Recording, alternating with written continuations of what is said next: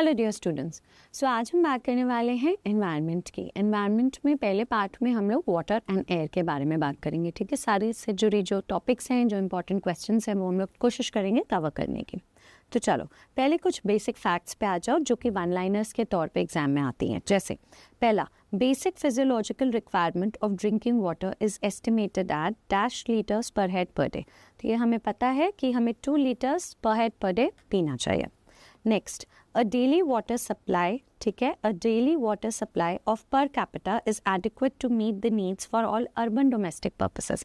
So urban areas में daily water supply per capita per day कितना होना चाहिए? 150 to 200 liters per capita per day होना चाहिए, ठीक है, per capita per day. This is for urban areas. Next, a daily water supply of per capita per day adequate to meet the demands for all rural domestic purposes. Rural domestic purposes के लिए per capita per day कितना water supply होना चाहिए? So ये है 40 to 60 liters per capita per day. Okay, 40 to 60 liters per capita per day. सबसे purest form of water क्या है? Most purest form of water is rain water, ठीक है। सबसे purest form of water is rain water. Just कुछ facts, one liners जो exam में आ सकते हो, डिफरेंट एग्जाम्स में आए भी हुए। नेक्स्ट आ जाओ, what is the definition of safe and wholesome water? Safe and wholesome water क्या होता है? Water which is used for और water which is colourless, tasteless, odorless, has no pathogenic organisms, can be used for drinking and domestic purposes.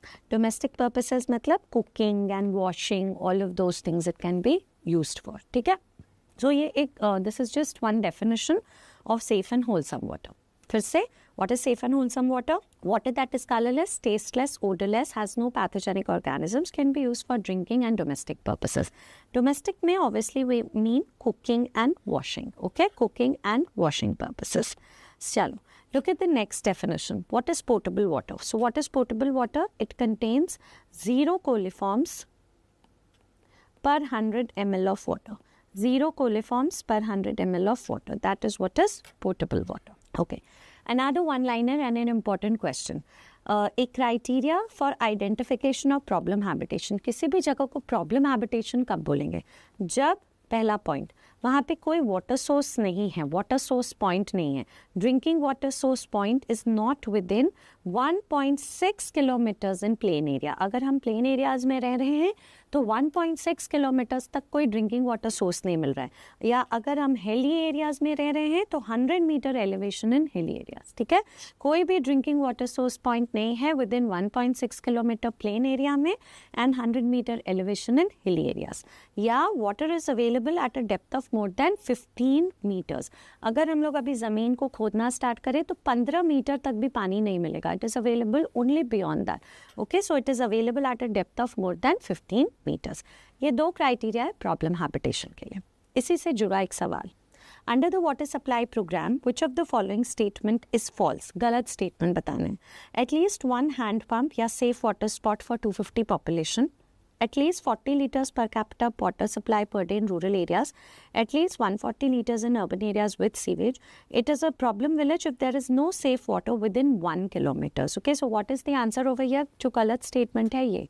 Problem village कब कहलाएगा? जब कोई भी water source point is not within 1.6 kilometres in plain area. कोई भी water source point is not within 1.6 kilometres in plain area और 100 metre elevation in hill areas, ठीक है। ये एक एक्स्ट्रा पॉइंट आपको मिल गया कि एक हैंड पंप कम से कम 250 पॉपुलेशन के लिए होना चाहिए। रूरल एरियाज में water supply per capita per day हमको पता है 40 to 60। अर्बन एरियाज में 150 to 200 text book of park कहता है। सीवेज वाले एरियाज में हम लोग 140 लीटर्स भी कह सकते हैं। चलो अब एक और definition, safe field of a source किसको बोलते हैं? जैसे अब पानी के कितने सारे सोर्स हैं ना, टैप्स हैं, वेल्स हैं, कितने सारे सोर्सेस हैं। तो safe field of a source किसको कहते हैं? It is defined as the yield which is adequate for what % of the year. Okay, so it is defined as a yield which is adequate for 95% of the year. मतलब उस source में 95% of the year पानी रहे, ठीक है। Also safe yield of a say source should be sufficient to serve population expected at the end of design period. मतलब future में अगर ये सोर्स क्रिएट किया गया है तो कम से कम 10 to 50 ईयर्स उसको पानी प्रोवाइड करना चाहिए, ठीक है. That is what is safe yield of a source. Alright, next one image based question from the topic of water. ये क्या है? ये स्पॉटर होता है, ये इमेज बेस्ड क्वेश्चन है. इसको कहते हैं sanitary well.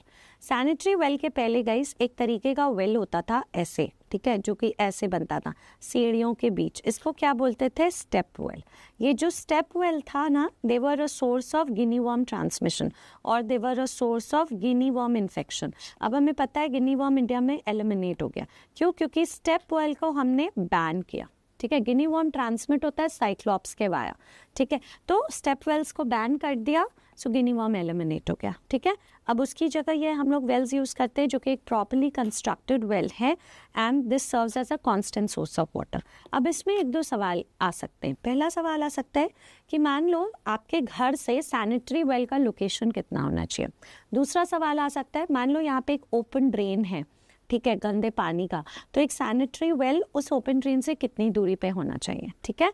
So look at these one liners. Location, it should be located within 60 meters, not more than 100 meters of human dwellings, ठीक है. घरों से कम 60 मीटर्स पे होना चाहिए, ठीक है. 100 मीटर से ज़्यादा दूरी नहीं होना चाहिए. Like within 60 meters is good. The one that we can allow permitted is 100 meters. Then from any source of contamination, कोई भी जो लाइकली सोर्स ऑफ कंटामिनेशन है उससे ये कितनी दूर पे होना चाहिए? मोर देन 15 मीटर्स या 50 फीट, ठीक है. ये एमसीक्यू बन के आ सकता है कि sanitary well from the source of contamination कितनी दूरी पे होनी चाहिए? एटलीस्ट 15 मीटर्स या 50 फीट पे होना चाहिए. और घरों से कम 60 मीटर्स, नहीं तो मैक्सिमम 100 मीटर्स पे होना चाहिए, ठीक है. ये दो एक्स्ट्रा पॉइंट है कि इसकी लाइनिंग मतलब 6 मीटर्स इसका डेप्थ होना चाहिए and 60 to 90 centimetre above ground होना चाहिए. एंड अराउंड द वॉल एक पैरापेट वॉल बनाना चाहिए अराउंड द वॉल, जो कि पैरापेट वॉल जो होता है वो 70 to 75 सेंटीमीटर होना चाहिए. मतलब ये तुम नहीं भी रिवाइज करोगे चलेगा, बट दीज 2 पॉइंट्स आप मिस नहीं कर सकते फॉर सैनिटरी वेल. ओके, चलो next important as a PYQ based revision topic is public health classification of water, ठीक है. सबसे पहले आता है water borne diseases. Water borne disease क्या होता है? जैसे हम गंदा खाना खाते हैं, eating contaminated food, we suffer from GI infections, वैसे ही वाटर बॉर्न डिजीजेस कैसे अकर करता है? ड्रिंकिंग कॉन्टामिनेटेड वाटर, ठीक है. Drinking contaminated water, drinking contaminated water. तो इसका एग्जाम्पल क्या हो गया? गैस्ट्रोइंटेस्टाइनल इन्फेक्शंस, GI इन्फेक्शंस, या हो गया इसमें टाइफॉइड कॉलरा, ठीक है. Gastrointestinal typhoid cholera, that is water borne diseases. Second, water wash diseases. What is water wash diseases? Water wash disease होता है inadequate use of water, okay, inadequate use of water to maintain personal hygiene, ठीक है. to inadequate use of water to maintain personal hygiene, inadequate use of water to maintain personal hygiene. मतलब basically अब आप lower socio economic status की बात करो, वहाँ वो ज़्यादा साफ सफाई नहीं मेंटेन कर सकते, तो इसकी वजह से 2 डिजीज़ हो रहा है. एग्जाम्पल स्केबीज और एक है infective inadequate use of water to maintain personal hygiene. इसमें एक हो गया स्केबीज, एक हो गया infective trachoma, okay, infective trachoma. Next, water based diseases. Water based diseases क्या होता है? Use of aquatic host for transmission of a disease, ठीक है. एक्वेटिक होस्ट, ऑल राइट, एक एक्वेटिक होस्ट यूज होता है, aquatic host for transmission of a disease, okay. Aquatic host for transmission of disease और disease transmission. Example इसमें क्या है? Cyclops, okay. Cyclops for Guinea worm transmission, Cyclops for Guinea worm transmission, ठीक है. Cyclops is an aquatic host जो कि गिनी worm transmission के लिए ज़रूरत होता है, तो Cyclops for Guinea worm transmission. Fourth, water related या ब्रीडिंग डिजीजेस. वाटर रिलेटेड या ब्रीडिंग डिजीजेस में क्या आता है? मस्कीटो बॉर्न इन्फेक्शंस, ठीक है. जैसे अगर आप बात करो एनोफिलीज, एनोफिलीज किस में ब्रीड करता है? क्लीन वाटर पे, और ये क्या ट्रांसमिट करता है? मलेरिया, ठीक है। फिर आप बात करो क्यूलेक्स, क्यूलेक्स किस में ब्रीड करता है? डर्टी वाटर पे। और ये क्या ट्रांसमिट करता है? Japanese encephalitis, okay, and also filariasis, okay, filariasis. फिर बात करो एडीज, एडीज किस में ब्रीड करता है? हमें पता है artificial collection of water, right, artificial collection of water, artificial collection of water. तो आर्टिफिशियल कलेक्शन ऑफ वाटर में जब ये ब्रीड कर रहा है तो ये क्या ट्रांसमिट कर रहा है? डेंगू, चिकनगुनिया, ठीक है। ये है वाटर रिलेटेड डिसीजेस। अब इसी से एक जुड़ा सवाल देखो, scabies and infection of the skin cause by Sarcoptes scabiei. So ये क्या है? वाटर वॉश, साफ सफाई नहीं रखना, inadequate use of water to maintain personal hygiene. Okay, let's move forward. हाँ, अब एक और टॉपिक है जो रिवाइज करना बनता है, जो कि है ड्रिंकिंग वाटर के एक्सेप्टेबिलिटी क्राइटेरियाज क्या है। WHO ने ड्रिंकिंग वाटर के एक्सेप्टेबिलिटी क्राइटेरियाज क्या सेट किया? सो WHO ने कुछ फिजिकल क्राइटेरिया सेट किया है, कुछ केमिकल क्राइटेरिया सेट किया है, कुछ बायोलॉजिकल क्राइटेरिया सेट किया है। फिजिकली पानी को देखकर हम बोल सकते हैं कि पानी साफ है या नहीं, ठीक है, दो पॉइंट्स। सो एक होता है turbidity. Turbidity, according to Water Commission India, it permits up to 5 nephelometric turbid unit. Okay. Color, up to, it is measured in terms of true color unit or Hazen unit. So up to 15 TCU. TCU क्या है? True color units. Okay. और इसको क्या बोलते हैं? 5 Hazen unit, ठीक है, या 5 Hazen unit. फिर इसका टेस्ट और ओडर क्या होता है? टेस्टलेस, ठीक है, टेस्टलेस होना चाहिए एंड ओडरलेस होना चाहिए, टेस्टलेस एंड ओडरलेस। फिर आ जाओ केमिकल्स। एक केमिकल देखा जाता है क्लोराइड। क्लोराइड का जो स्टैंडर्ड प्रिस्क्राइब्ड है वो 200 है, बट मैक्सिमम परमिसिबल लेवल कितना है? जो परमिटेड है वो है 600। Excess of sodium chloride causes CVDs, ठीक है। जो प्रिस्क्राइब्ड स्टैंडर्ड्स है वो है 200, बट जो मैक्सिमम परमिसिबल लेवल अलाउड है, मैक्सिमम परमिसिबल लेवल वो है 600। क्वेश्चन को बहुत ध्यान से देखना, स्टैंडर्ड प्रिस्क्राइब बोल रहा है या मैक्सिमम परमिसिबल लेवल बोल रहा है। पीएच, पानी का पीएच कितना होना चाहिए? 6.5 to 8.5। बट यहाँ पे एक और पॉइंट बताऊंगी, क्लोरीन। क्लोरीन बहुत ही अच्छा डिसइंफेक्टिंग एजेंट है पानी के लिए, ठीक है। तो क्लोरीन एक्ट्स बेस्ट एट किस पीएच पे काम करता है? Chlorine acts best at pH 7। Okay, ये एक PYQ भी है। क्लोरीन किस पीएच पे काम करता है? सबसे अच्छा 7 पे काम करता है। काम 6.5 और 8.5 के बीच भी कर लेगा, बट सबसे अच्छा 7 पे काम करेगा। चलो, फिर एक चीज़ हमें केमिकल में देखना है, हाइड्रोजन सल्फाइड। उसकी वजह से टेस्ट एंड ओडर आ जाता है, इसीलिए इसका थ्रेशोल्ड है 0.05 to 1 milligram per litre. Iron, reddish brown कभी कभी कलर पानी का दिखता है जब ferrous iron in ground water oxidises to ferric iron. Iron रहेगा 0.3 milligram per litre. Total dissolved solid, ये इंपॉर्टेंट है, TDS less than 600 is good. जैसे chloride up to 200 is good, but that is like standard prescribed. Maximum permissible level वहाँ कितना था? 600। वैसे ही TDS 600 से अगर नीचे है, this is good. Okay, this is the standard prescribed. Okay, this is the standard prescribed. But prescribed permissible level maximum वो कितना जा सकता है? TDS less than 1000 milligram per liter. Okay, these can again form, these are PYQs also, can get repeated also. But अगर कोई आपसे पूछे what is the most undesirable metal in water, what is the most undesirable metal in water, please remember most undesirable, जो बिल्कुल नहीं चाहिए, most undesirable metal in water. Okay, सबसे undesirable metal जो पानी में होता है वो है lead। इसका कितना लेवल फिर भी अलाउड है? 0.01 milligram per litre. Same for arsenic also, ठीक है, बट सबसे अनडिजायरेबल लेड है। नाइट्रेट्स देखो, नाइट्रेट्स पानी में होता है, कितना होना चाहिए? अलाउड कितना है? Less than 45 milligram per litre. अगर पानी में नाइट्राइट्स पाया गया, it indicates what? Remote contamination of water, a long standing one, ठीक है, it indicates remote contamination of water. अगर पानी में नाइट्राइट्स पाया गया लेस देन, चलो 3 भी बोलते हैं, ये क्या इंडिकेट करता है? ये इंडिकेट करता है recent contamination of water. Okay, ये क्या इंडिकेट करता है? Recent contamination of water. एक है रिमोट विच इज नाइट्रेट्स और रीसेंट के लिए है nitrites.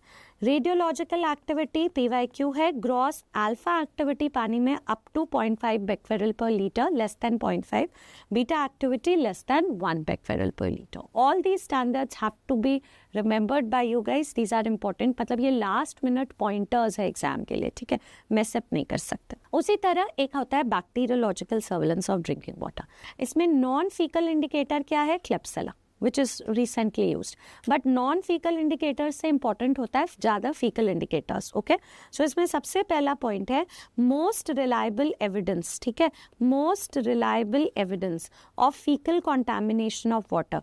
Most reliable evidence of faecal contamination of water, that पानी contains stool. Okay, most reliable evidence of faecal contamination of water, ये कौन सा ऑर्गेनिज्म प्रोवाइड करता है? इकोलाई. सबसे रिलायबल एविडेंस है. और याद है पोर्टेबल वाटर में पढ़ा भी था 0 कोलिफॉर्म पर 100 ml ऑफ वाटर. ठीक है, फिर indicator of best indicator for recent contamination of water. Okay, recent reliable indicator for recent contamination. Okay, maximum evidence recent contamination of water के लिए कौन देता है? इसको लिख सकते हो maximum evidence. Okay, provided for recent contamination of water. कि अभी अभी किसी ने suppose I go and pick up water from a lake से या river से, उसमें अगर मुझे कोई एक organism मिलेगा जिससे मुझे पता चलेगा कि अभी अभी पानी में किसी ने स्टूल पास किया. ठीक है, so maximum evidence for recent contamination of water is provided by fecal streptococci. ठीक है, क्या है? fecal streptococci. Okay, fecal streptococci. And evidence for remote contamination of water या indicator for remote contamination, काफी time से पानी गंदा है, remote contamination of water, ये क्या है? Clostridium perfringens. ठीक है, Clostridium perfringens. Okay, all right, but most reliable evidence E coli. अब मुझे कैसे पता चलेगा कि पानी में इकोलाई एक्सपोज्ड है? ओके, सो एक और एमसीक्यू यहाँ जो बनता है, screening test for E coli in water, मतलब exposure of E coli to water. Screening test for E coli in water is name is presumptive coliform test. Okay, presumptive coliform test बोलते हैं, और इसको क्या बोल सकते हैं? Multiple tube method. Presumptive coliform test या बोलोगे multiple tube test. Okay, screening test for E coli in water. What is the diagnostic test for E coli in water? Diagnostic test जो कंफर्म कर दे. तो diagnostic test for E coli in water क्या है? इसका mnemonic है EIC. Okay, EIC. E stands for Eichmann test. Okay, Eichmann test. All right. I stands for indole test. I stands for indole test. And C stands for citrate utilization. ठीक है, C stands for citrate utilization. Screening test, presumptive coliform test, diagnostic test, EIC, Eichmann test, indole test, and citrate utilization. Clear? This is for your bacteriological surveillance. Non-fecal indicator कौन सा organism है? Klebsiella. ठीक है, चलो देखो, most reliable evidence of faecal contamination of water, coliform bacteria, Clostridium perfringens, Streptococcus faecalis, Clostridium welchii. क्या है इसका answer? Coliform bacteria. Presence of E coli in water gives us the most reliable evidence कि पानी गंदा है, फीकल कंटामिनेशन ऑफ वाटर. अब आते हैं प्योरिफिकेशन ऑफ वाटर. अब देखो, पानी को प्योरीफाई करने के लिए स्मॉल स्केल ज़्यादा ज़रूरी है. We can have boiling, chlorination, ozone, UV rays. सबसे अच्छा तरीका क्या है पानी को डिसइंफेक्ट करने का? Best is boiling. ठीक है, बट प्रॉब्लम है एक बॉइलिंग के साथ, मतलब बेस्ट इसलिए क्योंकि ये सब कुछ मार देता है, सारा सिस, सारा ओवा, सारा स्पोर्स सब मार देता है. बट इसके साथ एक प्रॉब्लम क्या है कि ये प्रेफर नहीं है for urban slums and all, क्योंकि ये कॉस्टली है. बेस्ट इसलिए है क्योंकि ये सब मार देता है, kills everything. Okay, kills everything. But problem क्या है? कॉस्टली है. दूसरा, it has no residual property. It has no residual property. No residual property मतलब अगर आपने पानी को एक बार बॉईल कर लिया ना, फिर से आपको इसको डिसइंफेक्ट करना पड़ेगा इन 4 to 6 आवर्स, फिर से बॉईल करना पड़ेगा. ये होता है नो रेसिडुअल प्रॉपर्टी. इनफैक्ट ये किसी भी डिसइंफेक्टिंग एजेंट पे नहीं है, ना ओजोन में ना यूवी रेस में. बट जो क्लोरीन है, क्लोरीनेशन के पास ये यूनिक प्रॉपर्टी है, रेसिडुअल प्रॉपर्टी, जिसमें अगर पानी में एक बार आपने क्लोरीन ऐड किया, पानी डिसइंफेक्टेड ही रहेगा, उसको आपको बार बार रीट्रीट करने की ज़रूरत नहीं है. ठीक है, सो क्लोरीनेशन प्रेफर्ड है because it protects water in storage also, and it is second best. Second इसलिए है क्योंकि ये सब कुछ नहीं मारता, does not kill everything. Okay, does not kill all cysts, ovas and spores, ये नहीं मार सकता. बट हाँ, ये इकोलाई को बहुत आसानी से मार देता है. ठीक है, और ये बेस्ट इसलिए भी है गाइस क्योंकि chlorine is the only disinfecting agent जिसके पास एक प्रॉपर्टी है जिसको बोलते हैं रेसिडुअल प्रॉपर्टी। रेसिडुअल प्रॉपर्टी का अर्थ क्या होता है कि पानी डिसइंफेक्टेड ही रहता है, ठीक है, water remains disinfected, okay, water remains disinfected, water remains disinfected, आपको उसको दोबारा ट्रीट करने की ज़रूरत नहीं है। इसके अलावा और क्या टेक्निक्स है, ओजोन रेज हो गया, यूवी रेज हो गया, ठीक है, बट हमें कौन सा ज़्यादा डिटेल में रिवाइज करना है, क्लोरीनेशन, ठीक है। So chlorination kills only pathogenic organisms. Most common organism killed is E. coli. No ova, no cysts, no spores. It cannot kill all this. Okay, it cannot kill all this. But जो सबसे important है E. coli, उसको वो मार देता है. And in which form is chlorine most commonly used? तो याद रखना chlorine is most commonly used in the form of ठीक है, chlorine is most commonly used in the form of bleaching powder. किस फॉर्म में यूज होता है, in the form of bleaching powder, ठीक है। और कितना ब्लीचिंग पाउडर कितना ग्राम्स ऑफ फ्री क्लोरीन देता है, so remember 100 grams of bleaching powder, okay, 100 grams of bleaching powder, 100 grams of bleaching powder releases कितना, 100 grams of bleaching powder releases 33 grams of free chlorine, ठीक है, 33 grams of free chlorine, alright. और एक point मैंने आपको पहले भी बताया, chlorine acts best at pH 7। अब आ जाओ इसके मैकेनिज्म ऑफ एक्शन पे। देखो, जब भी हमारे पास कोई भी अमाउंट ऑफ वाटर होगा उसमें हम लोग क्लोरीन ऐड करेंगे in the form of bleaching powder. ये क्या बनाता था, HOCl एंड HCl। HCl क्या है, हाइड्रोक्लोरिक एसिड, तो ये क्या हो जाता है, ये न्यूट्रलाइज्ड हो जाता है। न्यूट्रलाइज्ड कैसे, neutralised by alkaline nature of water, so neutralized by alkalinity of water, ठीक है, अल्कलाइन नेचर ऑफ वाटर से ये न्यूट्रलाइज हो जाता है। ये क्या है, hypochlorous acid, okay, hypochlorous acid. अब hypochlorous acid further break down करता है किसमें guys, H plus plus OCl minus. OCl minus को क्या बोलते हैं हम लोग, हाइपोक्लोराइट, क्या बोलते हैं, हाइपोक्लोराइट, ठीक है। अब इससे दो सवाल निकल के आते हैं। Disinfecting property of chlorine is due to, मतलब डिसइंफेक्टिंग प्रॉपर्टी किसकी वजह से है, और maximum disinfecting property, major disinfecting property किसकी वजह से, ठीक है। तो देखो पहला सवाल, क्लोरीन किस pH में बेस्ट एक्ट करता है, 7। Disinfecting property of chlorine is due to, अगर कोई पूछ ले आपसे, so it is due to both HOCl, मतलब हाइपोक्लोरस एसिड भी डिसइंफेक्टिंग के लिए रिस्पॉन्सिबल है, and OCl minus. OCl minus क्या है, हाइपोक्लोराइट आयन, ठीक है, दोनों रिस्पॉन्सिबल है, ठीक है। मेन डिसइंफेक्टिंग हाउएवर कौन है, हाइपोक्लोरस एसिड 90%, बाकी 10 इज हाइपोक्लोराइट आयन, ठीक है। Chlorine is available in which form guys, bleaching powder.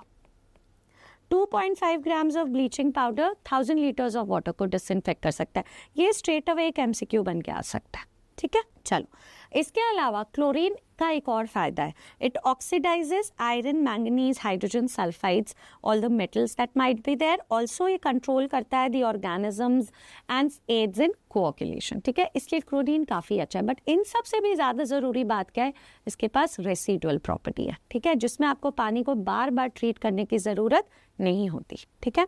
अब देखो, एक टर्म है क्लोरीन डिमांड। क्लोरीन डिमांड का सिंपल अर्थ क्या है, what is the meaning of chlorine demand, कितना क्लोरीन चाहिए, ठीक है, अमाउंट ऑफ क्लोरीन कितना चाहिए नीडेड टू डिसइंफेक्ट वाटर, पानी को ट्रीट करने के लिए, नीडेड टू डिसइंफेक्ट वाटर, ठीक है, कितना क्लोरीन चाहिए पानी को ट्रीट करने के लिए, डिसइंफेक्ट करने के लिए। या इसका जो डेफिनेशन है वो क्या है, amount of chlorine which is needed to destroy bacteria, disinfect करना मतलब ऑर्गेनिजम्स मारना, तो destroy bacteria, and oxidise all organic matter, and जितने अमोनिया कैल सब्सटेंसेस हैं जो पानी में प्रेजेंट है उनको। सो इसको क्या बोलते हैं हम लोग, क्लोरीन डिमांड, ओके, इसको क्या बोलते हैं, क्लोरीन डिमांड ऑफ वाटर। और ये क्लोरीन डिमांड ऑफ वाटर या कितना अमाउंट ऑफ ब्लीचिंग पाउडर के फॉर्म में क्लोरीन सबसे कॉमनली यूज होता है। So estimation of chlorine demand of water या डोज ऑफ ब्लीचिंग पाउडर जो पानी को डिसइंफेक्ट करने के लिए यूज होगा, ये किससे किया जाता है guys, this is estimated by an instrument जिसको हम लोग कहते हैं होरॉक्स अपैरेटस, ओके, होरॉक्स अपैरेटस। कितना अमाउंट ऑफ क्लोरीन चाहिए पानी को डिसइंफेक्ट करने के लिए, क्लोरीन डिमांड, उसको कौन एस्टिमेट करता है, होरॉक्स अपैरेटस। कैसा दिखता है होरॉक्स होरॉक्स अपैरेटस, ये है होरॉक्स अपैरेटस का इंस्ट्रूमेंट, ठीक है। अब होरॉक्स अपैरेटस से कुछ जुड़े सवाल। सबसे पहला जो आप पढ़ चुके हैं, estimate chlorine demand of water. इसी इंस्ट्रूमेंट में एक इंडिकेटर यूज होता है गाइज, उस इंडिकेटर को क्या बोलते हैं, स्टार्च आयोडाइड, ओके। उस इंडिकेटर को क्या बोलते हैं, स्टार्च आयोडाइड। अब इस होरॉक्स अपैरेटस में एक ब्लैक कप होगा, ठीक है। क्या होगा, 1 ब्लैक कप। और कितने व्हाइट कप्स होंगे, 6 व्हाइट कप्स होंगे, ठीक है।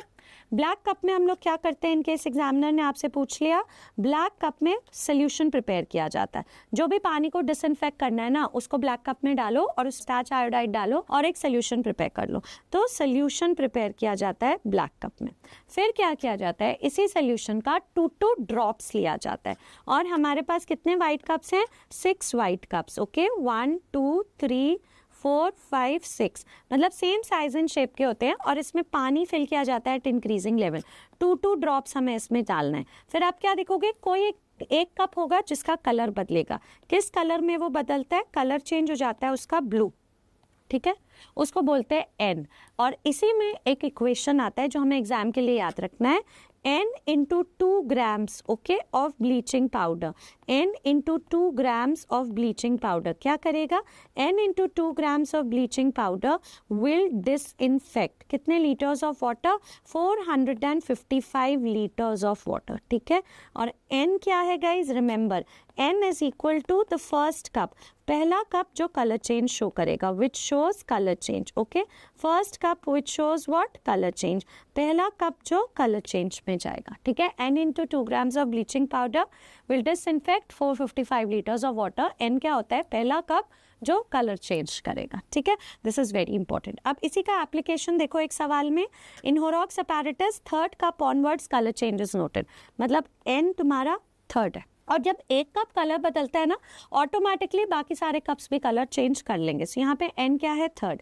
Calculate the amount of bleaching powder required to disinfect 3000 litres of water. अब हमें पता है कि हमें कौन सा फॉर्मूला अप्लाई करना है, n into 2 grams, ठीक है। n into 2 grams bleaching powder किसको डिसइंफेक्ट करता है, n into 2 grams bleaching powder disinfect करता है 455 litres of water.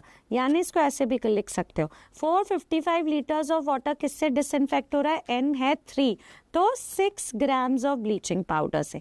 So 3000 litres किससे डिसइंफेक्ट होगा, 6/455 इंटू 3000, सो लगभग ये 39 कुछ ग्राम्स आ जाएगा, ठीक है। मतलब I just wanted to show, आपको एक न्यूमेरिकल दिखाया कि उस फॉर्मूला का इक्वेशन कैसे बैठता है, कैसे अप्लाई करोगे, ठीक है।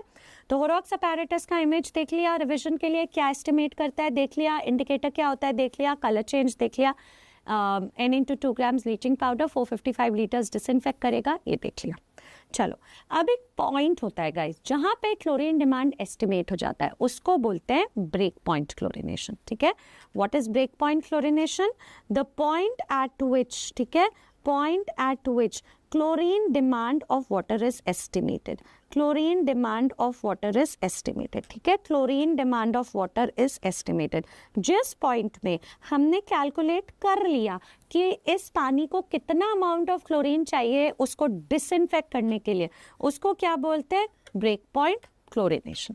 अब इसी ब्रेक पॉइंट क्लोरीनेशन के बाद एक्स्ट्रा अमाउंट ऑफ क्लोरीन डाला जाता है, जिसको बोलते हैं फ्री और रेसिडुअल क्लोरीन, जो पानी को डिसइंफेक्ट रखता है। कहने का अर्थ क्या है, that after chlorine demand of water is estimated, ठीक है, after chlorine demand of water is estimated, ठीक है, some extra amount of chlorine is added, ठीक है। सम क्या होता है, कुछ extra amount of chlorine, some extra amount of chlorine is added, जो कि क्या करेगा, which will keep the water disinfected, okay, which will keep the water disinfected, जो पानी को which will keep the water disinfected, ठीक है। Some extra amount of chlorine is added, जो पानी को डिसइंफेक्टेड ही रखेगा। And this extra amount of chlorine जो है, this extra amount of chlorine, इसको क्या बोलते हैं गाइस, फ्री क्लोरीन या रेसिडुअल क्लोरीन, ठीक है। And this is the unique property. तो अगर कोई आपसे पूछ ले कि टोटल अमाउंट ऑफ क्लोरीन जो पानी में ऐड हुआ वो क्या है, कितना है, remember the total amount of chlorine, ठीक है, जो पानी में ऐड हुआ, एडेड टू वाटर, ठीक है, वो क्या है, वो है सबसे पहले कंबाइंड क्लोरीन, ठीक है। कंबाइंड क्लोरीन, जिसको हमने क्या पढ़ा, जिसको पढ़ा क्लोरीन डिमांड, ओके। और इसको कौन एस्टिमेट किया, इसको एस्टिमेट किया इंस्ट्रूमेंट होरॉक्स अपैरेटस, ओके। और इसके बाद कंबाइंड क्लोरीन के बाद the extra amount of chlorine add हुआ, इसको क्या बोलते हैं, फ्री क्लोरीन, फ्री क्लोरीन, या इसको क्या बोलोगे, रेसिडुअल क्लोरीन।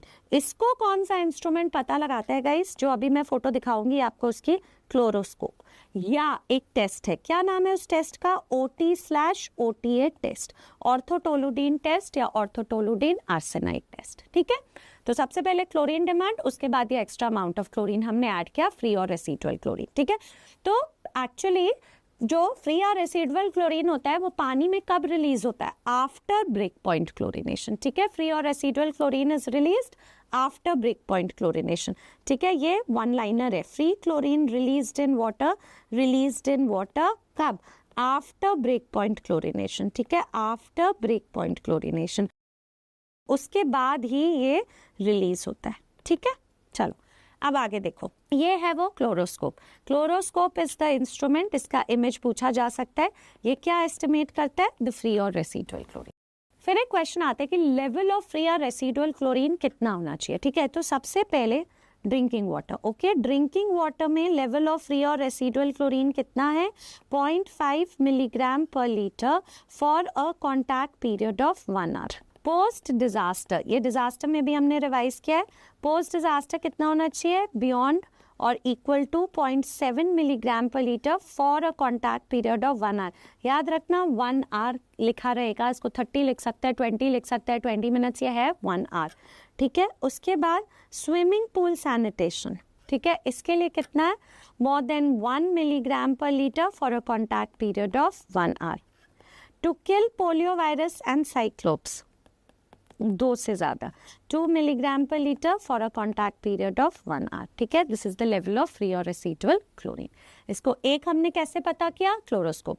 दूसरा एक तरीका इसको पता करने का क्या है, OT test and OTA test. अब देखो, OT इज ऑर्थोटोलुडीन, OTA में A इज आर्सेनाइट, ठीक है। अब ये सारे रिएजेंट है, जब भी आप फ्री क्लोरीन एस्टिमेट करना होगा आप ये रिएजेंट ऐड करोगे पानी में, ठीक है। तो क्या होता है ना guys, on adding OT/OTA test, okay, they are reagents in water, a color change होता है, what is that, yellow. So yellow color produced within the first 10 to 15 seconds, जब भी ये reagent पानी में ऐड करोगे तो येलो कलर पानी का हो जाएगा। वो जो पहले 10 से 15 सेकंड में येलो कलर होगा within first 10 to 15 seconds, ये किसकी वजह से होता है, this is due to free chlorine, okay. Colour change after that, okay, colour change after that मतलब येलो शेड्स ऑफ येलो, उसके बाद after that is due to both free and combined chlorine, ये दोनों की वजह से होता है, दोनों, both free and combined chlorine is due to both free and combined chlorine. पहले 10 से 15 सेकंड में जो कलर चेंज हो रहा है वो फ्री क्लोरीन की वजह से, उसके बाद जो आपको कलर चेंज दिख रहा है वो दोनों फ्री एंड कंबाइंड क्लोरीन की वजह से होता है, ठीक है। अनदर क्वेश्चन, कौन सा बेटर है, OTA टेस्ट और OT टेस्ट? ऑब्वियसली इसमें कुछ एक्स्ट्रा डला है तो OTA टेस्ट बेटर है। It is better than OT test because number 1 it detects both free and combined chlorine separately, number 2 it is not affected by interfering substances जैसे nitrates हो गया, nitrites हो गया, आयरन, मैंगनीज, वो भी इसको affect नहीं कर सकती, ठीक है। बट यहाँ पे एक दो और गोल्डन पॉइंट्स बताऊंगी। OT test can detect free chlorine separately, okay, yes, OT test can also detect free chlorine separately, ये true है, ठीक है। OT test can also detect what, combined chlorine, combined chlorine भी OT test detect कर सकता है but not separately, separately नहीं कर पाएगा, ठीक है, but not separately, अलग से नहीं कर पाएगा। कैसे करेगा, टोटल माइनस फ्री, ठीक है। इसीलिए दो ऑप्शंस आएंगे आपके पास। OTA टेस्ट जो है वो free and combined chlorine separately कर सकता है, बट OT टेस्ट क्या कर सकता है, ये सिर्फ फ्री क्लोरीन सेपरेटली कर सकता है, कंबाइंड क्लोरीन को ये सेपरेटली नहीं कर सकता। कैसे करेगा, टोटल माइनस फ्री। ये सारे वन लाइनर्स है गाइस, ये ऑप्शंस में दिखेगा या एस PYQs भी दिख सकता है। तो देखो, colour produced in orthotolidine test after 5 minutes. अब मैंने क्या बोला, शुरू के 10 से 15 सेकंड में जो कलर प्रोड्यूस होता है वो फ्री क्लोरीन होता है, उसके बाद it is due to both free and combined chlorine, ठीक है। Look at the question. All of the following statements are true about breakpoint chlorination. Breakpoint chlorination क्या था? Point at which chlorine demand is achieved. Okay, point at which क्या होता है? Breakpoint chlorination. Chlorine demand is estimated. ठीक है, जिस point पे chlorine demand rather estimated, the point at which chlorine demand is achieved. Okay, कितना हमें चाहिए पानी को disinfect करने के लिए chlorine. तो free chlorine is released in water after I told you. Once chlorine demand estimate होता है उसके बाद ही free chlorine पानी में release होता है. तो option A correct है.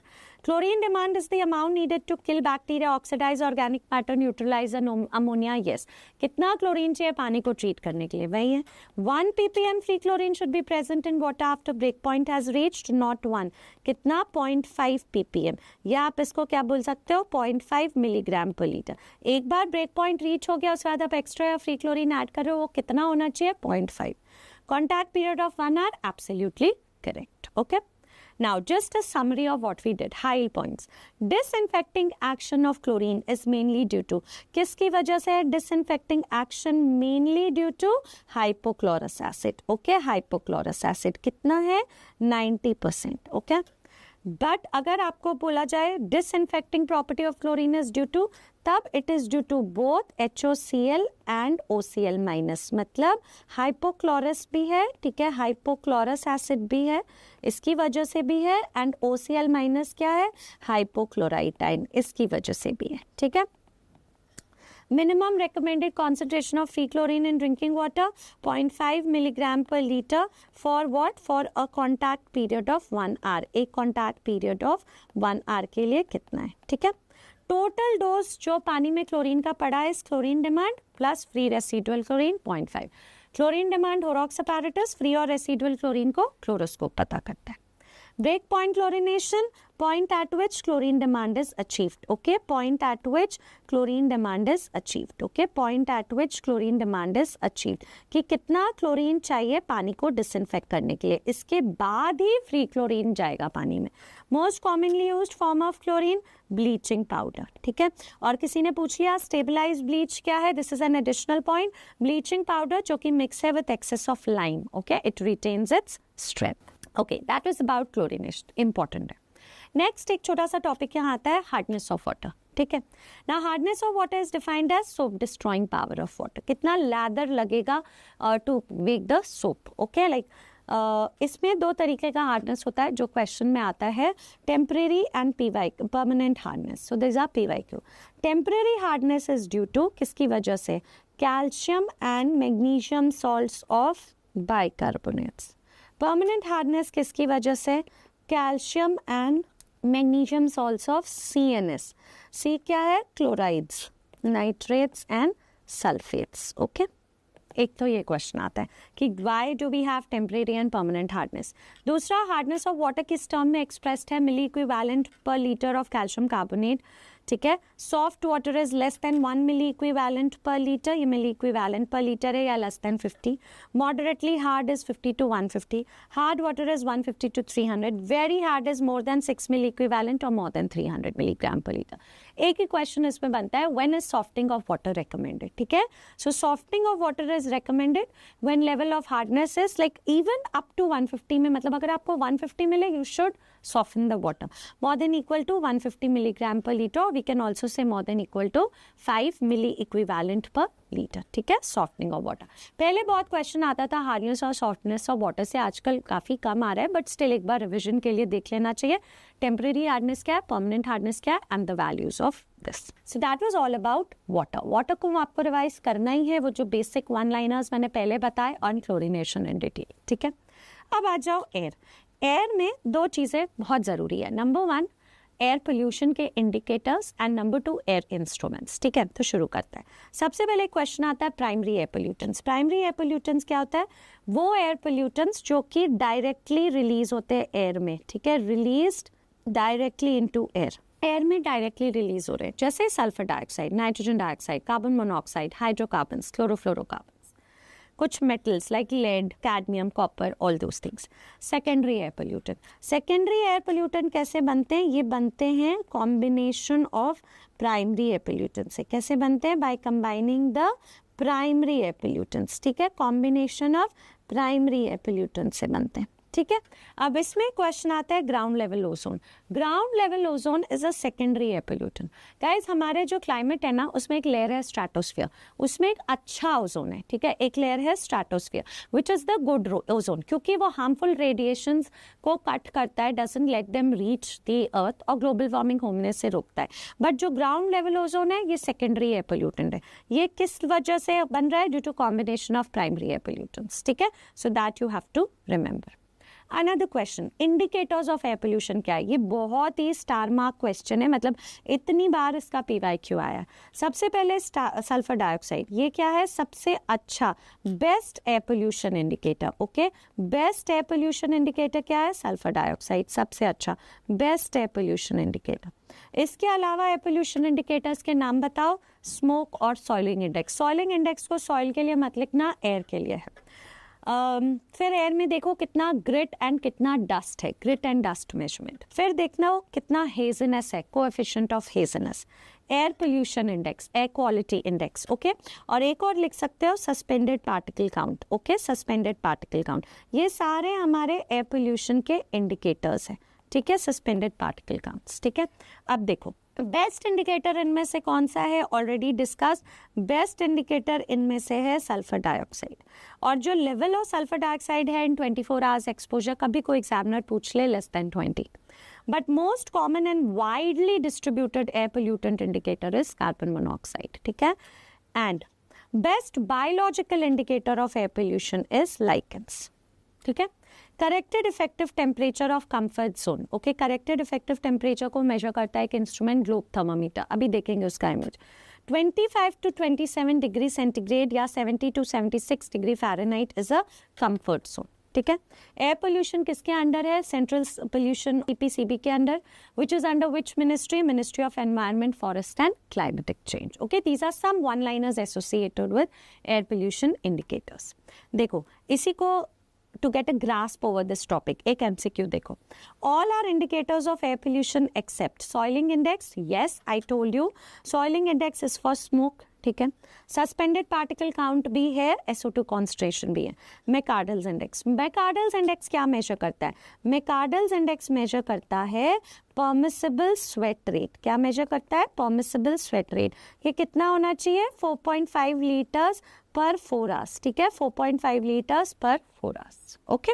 There is also one more term guys, AQI। AQI के बेसिस पे हम लोग बताते हैं कि कौन सा एरिया कितना पोल्यूटेड है, ठीक है। ये किसके अंडर है? Again central pollution control board.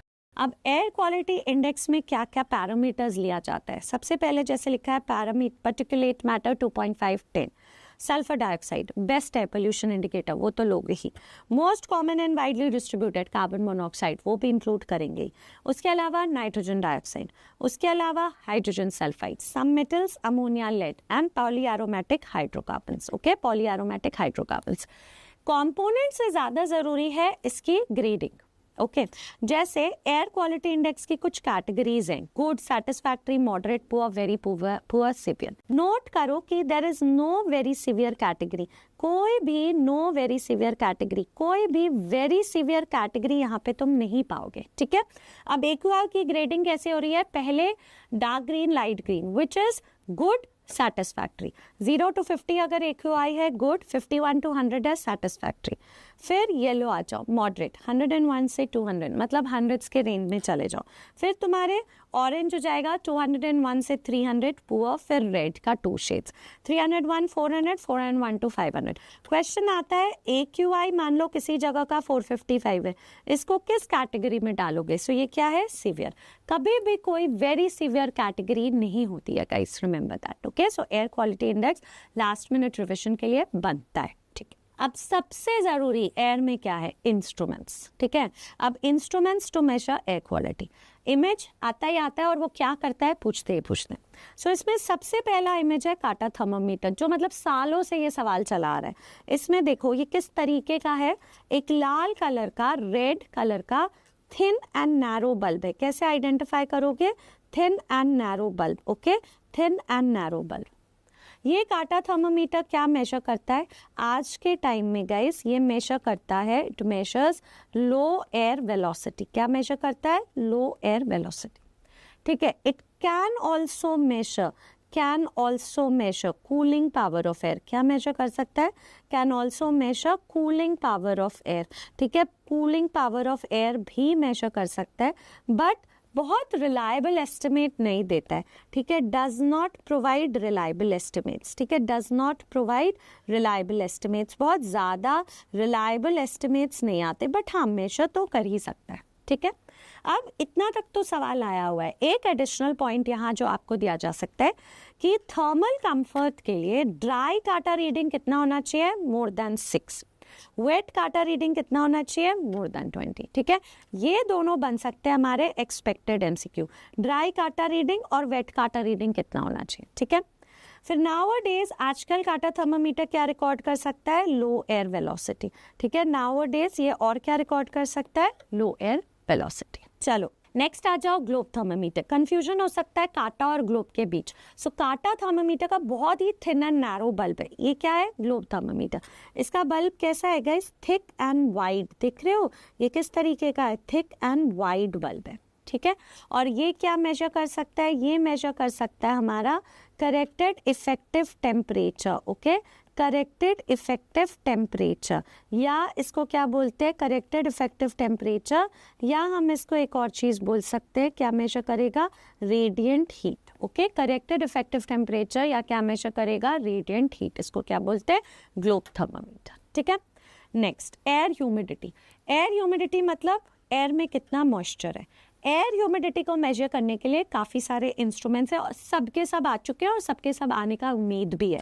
सबसे पहला हाईग्रोमीटर, अभी इमेजेस देखेंगे।